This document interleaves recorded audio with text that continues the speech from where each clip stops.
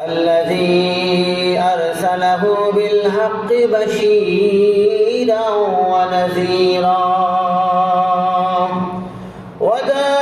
وداعيا إلى الله بإذنه وسراجا منيرا فقد قال الله تعالى في كلامه المجيد وفرقانه الحميد أعوذ بالله من الشيطان الرجيم بسم الله الرحمن الرحيم إن الله وملائكته يصلون على النبي يا أيها الذين آمنوا صلوا عليه وسلموا تسليما اللهم صل على سيدنا محمد وعلى آل سيدنا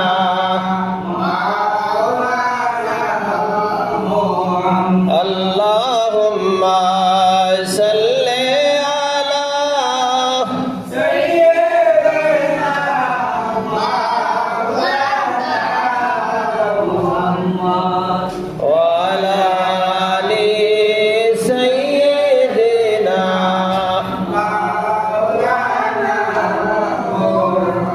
প্রাণভরিয়া দরুদ পড়ি নূর নবীজির উপরে দরুদ মুজের পৌঁছে দেবে জান্নাতুল ফিরদাউসে আল্লাহুম্মা সাল্লি আলা মাওলানা মুহাম্মদ ওয়ালা আলি সাইয়্যিদিনা হাজার দুরূদ হাজার সালাম নবী গো আপনার চরণে শাফায়াত যেন পাই মোরা রোজ হাশরের ময়দানে আল্লাহুম্মা সাল্লি আলা মাওলানা মুহাম্মদ ওয়ালা আলি সাইয়্যিদিনা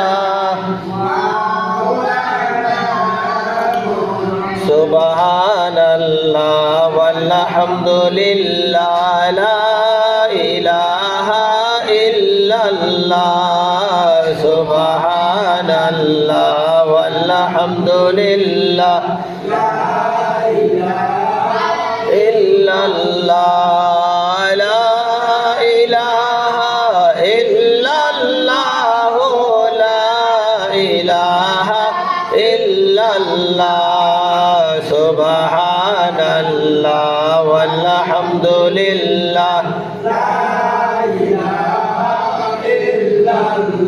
এমন জায়গায় যাইতে হইবে যেই জায়গার নাই ঠিকানা এমন জায়গায় যাইতে হইবে যেই জায়গার নাই ঠিকানা এমন ঘরে শুইতে হইবে যেই ঘরে নাই বিছানা সুবহানাল্লাহ ওয়ালহামদুলিল্লাহ লিল্লাহ লা ইলাহা ইল্লাল্লাহ সুবহানাল্লাহ ওয়ালহামদুলিল্লাহ লা ইলাহা ইল্লাল্লাহ লা ইলাহা ইল্লাল্লাহ লা ইলাহা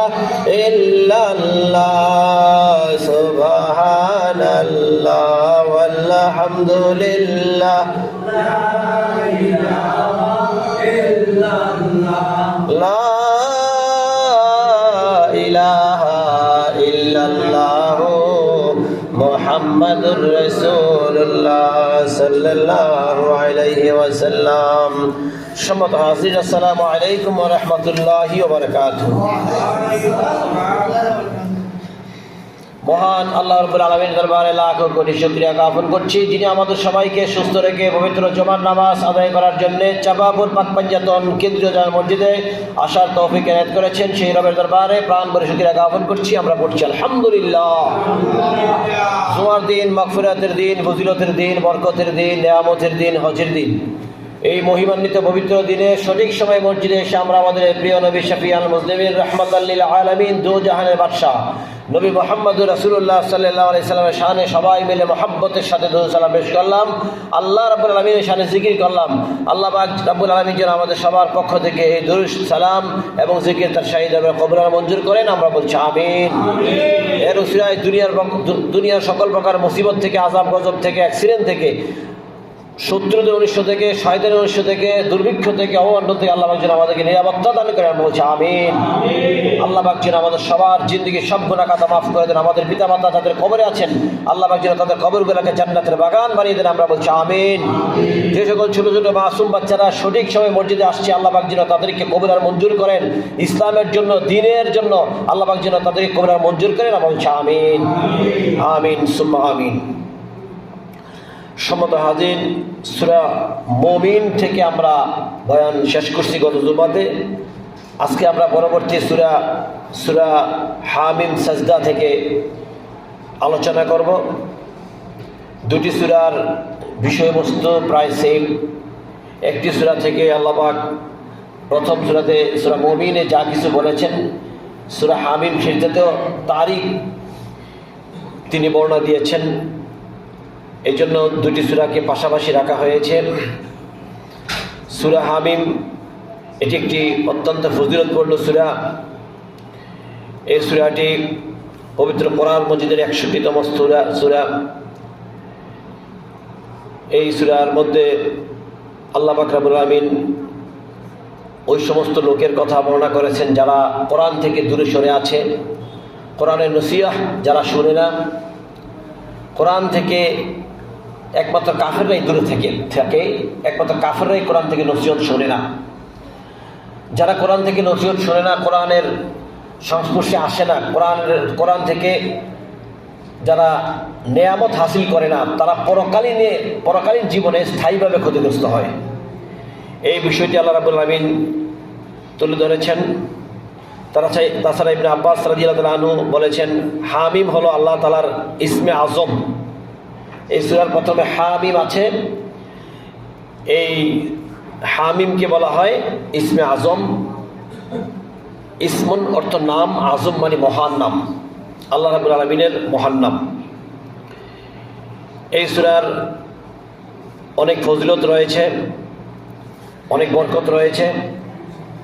এই সূরার মধ্যে বিস্ময়কর কোরআনের কিছু নিদর্শনাবলী আল্লাহ পাক তুলে ধরেছেন। এই কোরআন থেকে শুধুমাত্র কাফেররাই দূরে সরে থাকে, আল্লাহ পাক বলেছেন। এই কোরআনের নসিহত থেকে, এই কোরআনের নেয়ামত থেকে, কোরআন থেকে যারা দূরে সরে থাকে তাদেরকে কাফের সাথে তুলনা করা হয়েছে। এই সূরার মধ্যে আল্লাহ রাব্বুল আলামিন এই কথাটি বলেছেন। এই কোরআন ঈমানের পথে মুমিনদের জন্য একটি সুনির্দিষ্ট নির্দেশনা। আমরা যেন এই কোরআন থেকে দূরে সরে না থাকি, কোরআনের সংস্পর্শে থাকি, কোরআন নসিহত সম্পর্কে সবসময় যাতে আমরা মনে প্রাণে ধারণ করি, কোরআনকে যাতে করে ভালোবাসি, এই বিষয়টি কোরআনের মধ্যে আল্লাহ পাক রব্বুল আলামিন এখানে তুলে ধরেছেন। সূরা হামিমের ফজিলত সম্পর্কে হাদিস শরীফে আসছে, এই সূরাটি এমন একটি নিয়ামত। এই সূরার ফজিলত সম্পর্কে আব্দুল্লাহ ইবনে আমর রাদিয়াল্লাহু আনহু থেকে বর্ণিত আছে। তিনি বলেন, রাসূল পাক সাল্লাল্লাহু আলাইহি ওয়াসাল্লাম বলেছেন যে এক ব্যক্তি আল্লাহর রাসূলের কাছে এসে বললেন যে, হে আল্লাহর রাসূল, আমাকে কোরআন শিক্ষা দেন। তখন আল্লাহ রাসূল বললেন যে, তুমি হামিম যুক্ত 3টি সূরা পাঠ করো। হামিম সূরা 3টি সূরা আছে, 3টি সূরা পাঠ করার কথা নবী সাল্লাল্লাহু আলাইহি ওয়াসাল্লাম বলেছেন। এই সূরার শুরুতে কাফেরদের একটি বৈশিষ্ট্য তুলে ধরা হয়েছে যে তারা কোরআন থেকে দূরে থাকে। শুরুতে আল্লাহ রাব্বুল আলামিন বলেছেন কাফেরদের সবচেয়ে বড় বৈশিষ্ট্য হচ্ছে তারা কোরআন থেকে দূরে থাকে, কোরআনের সংস্পর্শে তারা আসতে চায় না। বান্দার প্রতি আল্লাহ রাব্বুল আলামিনের নিয়ামতের কোনো শেষ নাই। আমরা সকাল থেকে রাত পর্যন্ত, আবার রাত থেকে আবার ভোর পর্যন্ত অল টাইম আল্লাহ রাব্বুল আলামিনের নিয়ামত হাসিল করছি। তার নিয়ামত ছাড়া এক মুহূর্ত সুস্থ থাকা, বেঁচে থাকা সম্ভব না। এই বিষয়গুলো আল্লাহ রাব্বুল আলামিন এই সূরাতে তুলে ধরেছেন এবং তিনি মানুষের কাছে যে নিয়ামত দিচ্ছেন এর মূল বিষয় হচ্ছে তারা যেন শিরক থেকে দূরে থাকে, তারা যেন তার গোলামি মেনে চলে, তারা যেন তার কথা মতো জীবনযাপন করে, তার আদেশগুলো মেনে চলে। তো ইনশাল্লাহ আমরা এই পবিত্র কোরআনের সূরা হামিমে চলে যাচ্ছি। আল্লাহ রাব্বুল আলামিন এই সূরায় কি বলছেন? বিসমিল্লাহির রহমানির রহিম। হামিম তানজিলুম মিনার রহমানির রহিম। আল্লাহ পাক বলছেন যে এই কোরআন নাজিল হয়েছে রহমানুর রহিমের পক্ষ থেকে তোমাদের কাছে। পরম দয়ালু, অতিশয় মেহেরবান, করুণাময় রবের পক্ষ থেকে তোমাদের কাছে এই কোরআন এসেছে। কিতাবুন ফুসসিলাত আয়াতুহু কুরআনান আরাবিয়্যান লিকাওমি ইয়ালামুন। কিতাবুন, এটা এমন একটা কিতাব, ফুসসিলাত আয়াতুহু, যে আয়াতগুলা পরিপূর্ণভাবে বিশদভাবে তোমাদের কাছে তুলে ধরা হয়েছে। আল্লাহ তো মহান, আল্লাহর সৃষ্টি জাহানের কোনো শেষ নাই। অসংখ্য সৃষ্টি জাহানের তিনি মালিক, অসংখ্য মাখলুকাতের তিনি মালিক। তার কথা খুব কঠিন হওয়ার দরকার ছিল, কিন্তু তিনি আমাদের জন্য পবিত্র কোরআনের প্রত্যেকটা আয়াতকে এত সুন্দরভাবে, সহজভাবে, সরলভাবে তুলে ধরেছেন যে এটা আমরা সহজে বুঝতে পারি আল্লাহর কথাকে। এই কথাই তিনি বলেছেন যে এই কোরআনের প্রত্যেকটা আয়াত ফুসসিলাত আয়াতুহু, একেবারে সুন্দর, সাবলীল, একেবারে সহজ সরল, সবার জন্য বুঝে আসার মতো একটা জ্ঞানের ভান্ডার প্রত্যেকটা আয়াত। এটা আরবি, কোরআনান আরাবিয়্যা, কোরআন আরবি। এমন কোনো কথা মনে করার কোনো অবকাশ নাই যে কোরআন অন্য ভাষায় নাজিল হয়েছে। কোরআন আরবি, আল্লাহ আরবিতে কোরআন মজিদ নাজিল করেছেন এবং আরবির মধ্যে সবচেয়ে শ্রেষ্ঠ, স্ট্যান্ডার্ড, উন্নত ভাষায় তিনি নাজিল করেছেন এই কোরআন মজিদ। লিকাওমি ইয়ালামুন, যেন সবাই বুঝতে পারে বিষয়টা, সবার জন্য যেন সহজ হয়। আল্লাহ পাক বলছেন বাশীরা ওয়া নাযীরা, এই কোরআন তোমাদের সতর্ক করবে এবং শুভ সংবাদ দেবে। সতর্ক করবে, দুনিয়ার জমিনে যদি নিজের ইচ্ছা মতো জীবনযাপন করো, অন্যায়ভাবে চলো, আল্লাহর আদেশ না মানো, তাহলে তোমার পরকালীন জীবনটা কেমন হতে পারে, মৃত্যুর পর কি পরিস্থিতির সম্মুখীন হতে পারো, জাহান্নামে কেমন আযাব হতে পারে, হিসাব নিকাশ কতটা কঠিন হতে পারে, এই ব্যাপারে কোরআন তোমাকে সতর্ক করবে। এবং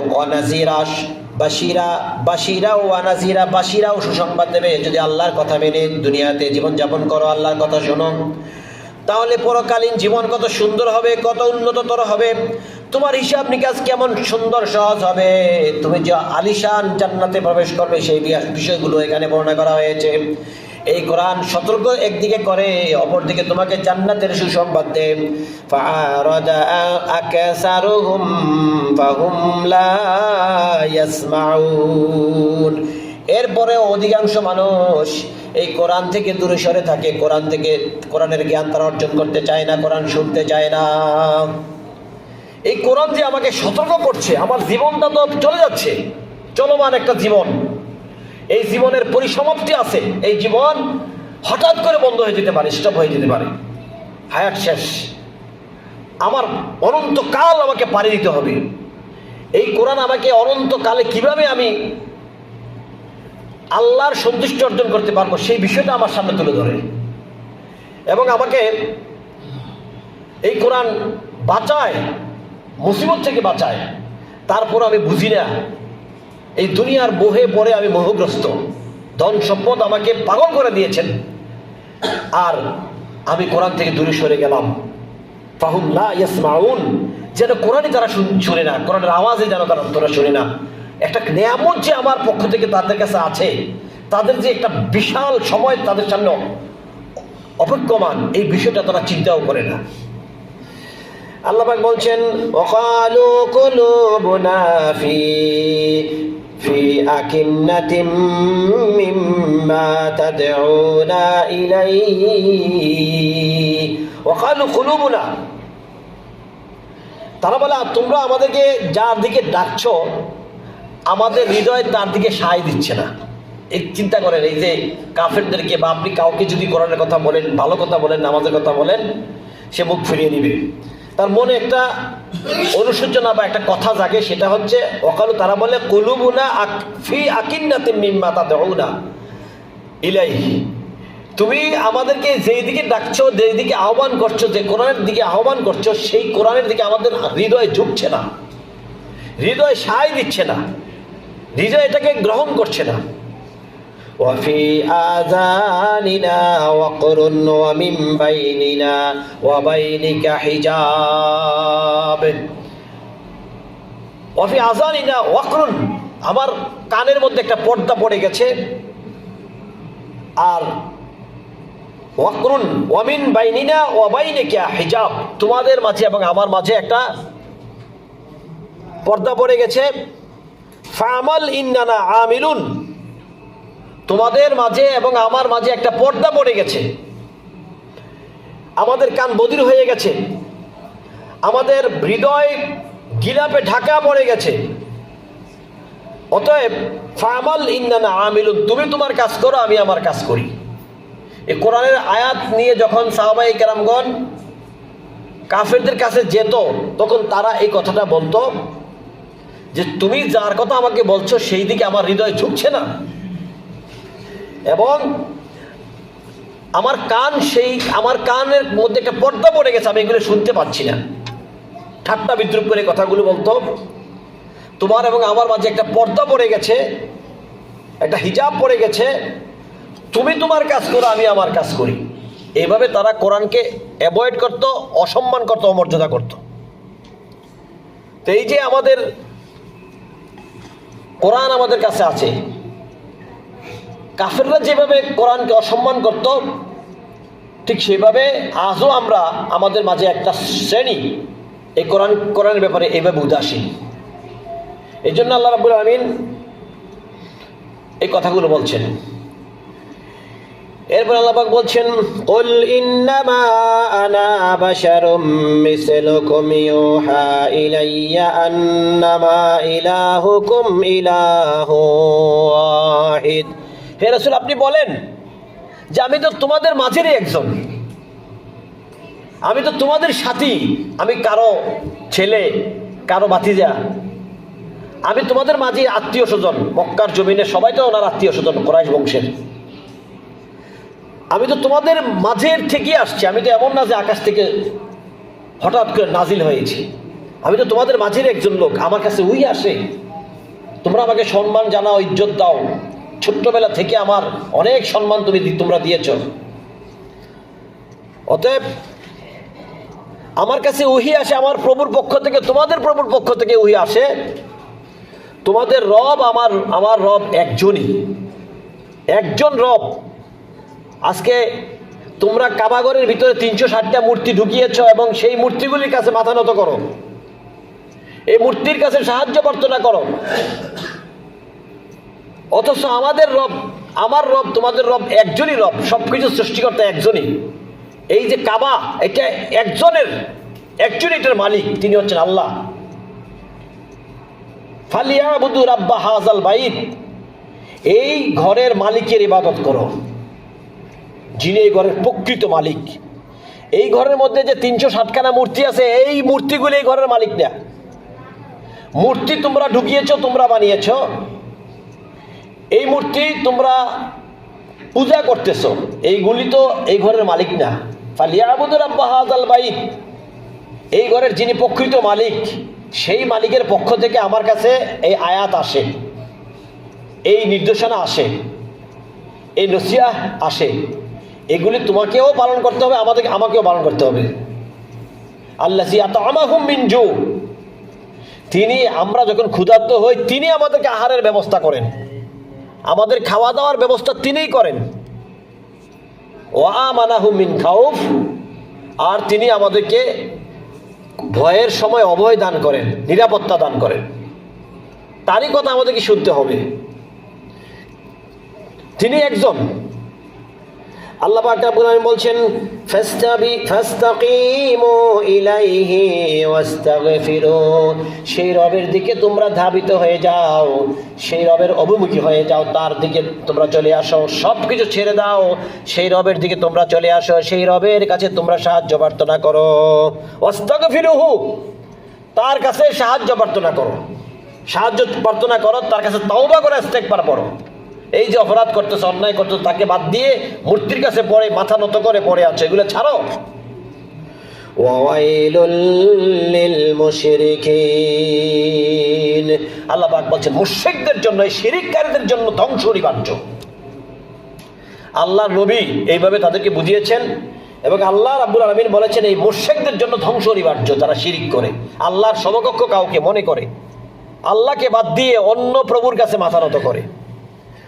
আল্লাহ পাক বলছেন আল্লাযীনা লা ইউতুনাজ যাকাতা ওয়া হুম বিল আখিরাতি হুম কাফিরুন,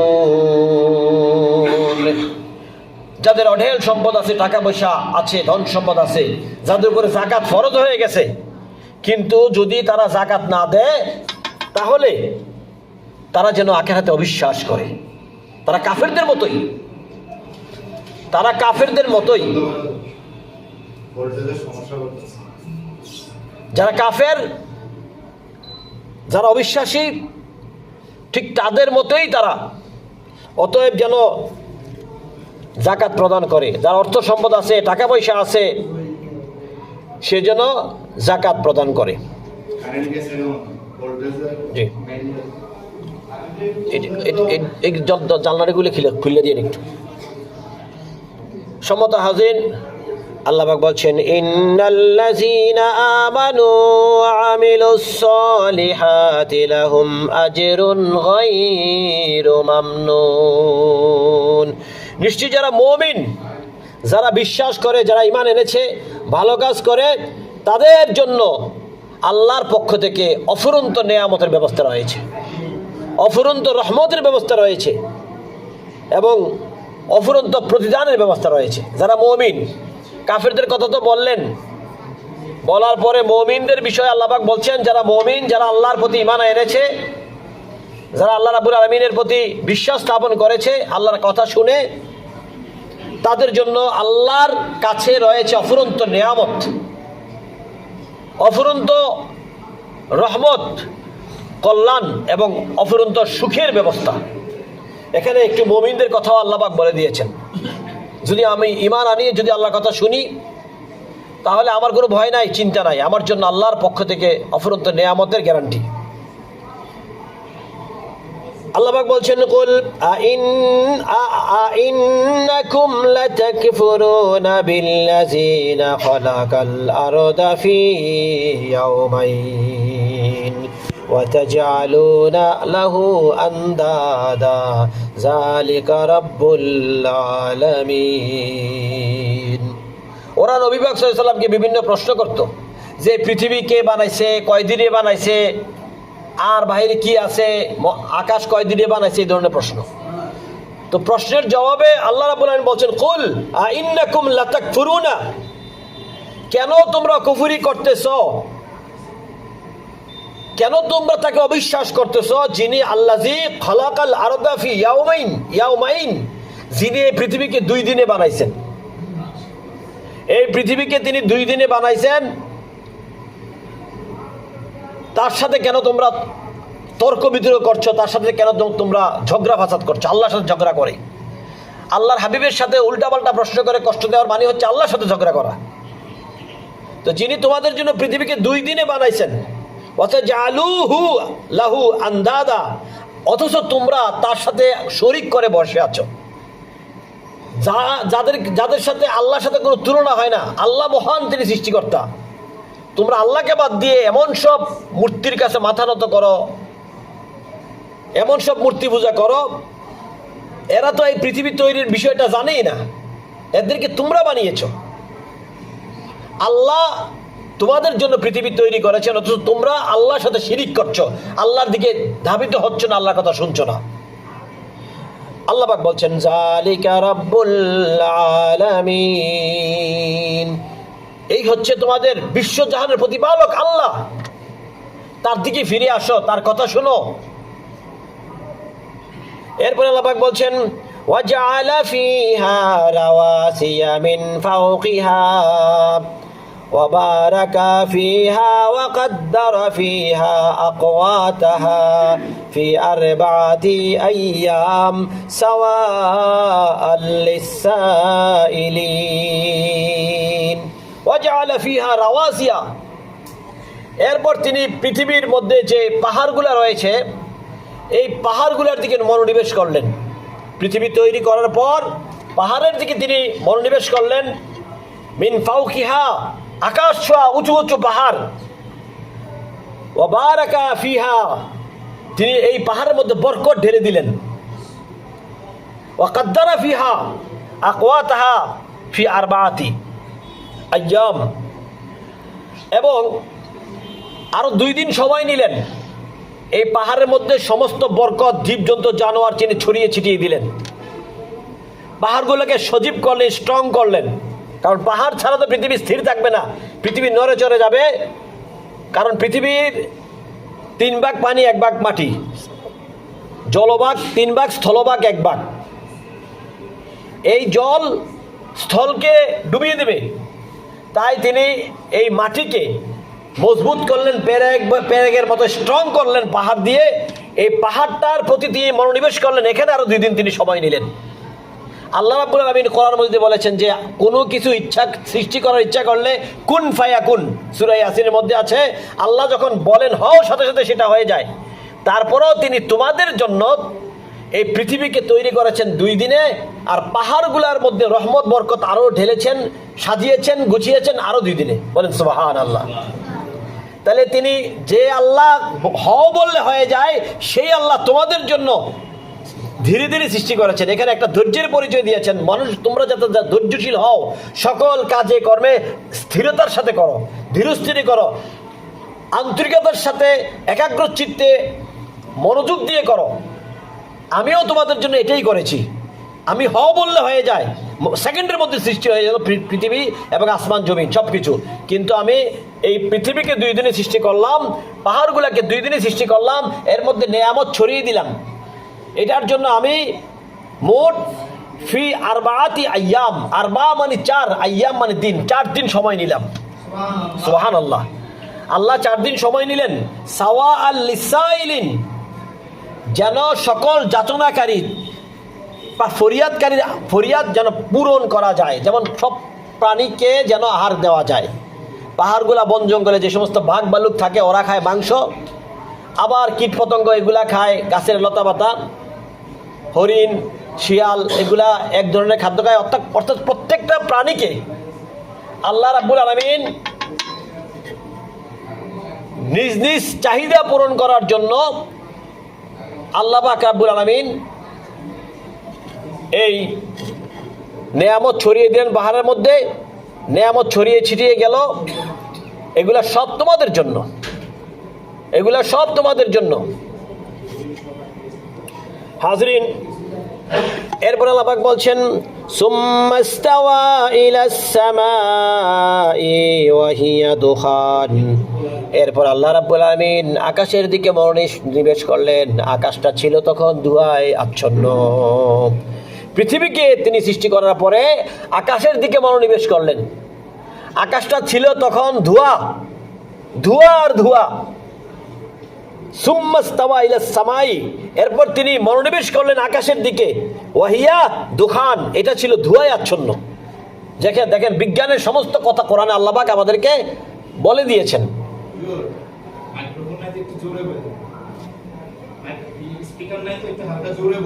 জি, তো সমস্ত এটা খুলে দেন, এই ইয়াটা একটু খুলে দেন। এসিটা চলতেছে কেন? এসিটা অফ করে দেন। হুজুর হুজুর কই? আমার হুজুরও নাই, আমার কমিটিও নাই। হ্যাঁ, এগুলো তো সব কিছু মাইকে তো চলে না, এসি চালাইছে কেন? এসি না, এসি মাইক হলো আপনার কারেন্ট আইপিএস এর। জি, আইপিএস ডিস্টার্ব হয়ে গেছে তো, এখন আইপিএস এর যত লাইন আছে এগুলো চলবে না। এসি হলো কারেন্ট আছে। হ্যাঁ, কারেন্ট আছে, কিন্তু আইপিএস ডিস্টার্ব হয়ে গেছে। তো কারেন্টে মাইক চলে না কেন? না, মাইক চলবে না, এটা আইপিএস সিস্টেম। এটা আইপিএস এর লাইন আছে। ও, এখন যদি ওই কারেন্টের আলাদা লাইন থাকে তাহলে দিলে হয়তো মাইক চলবে।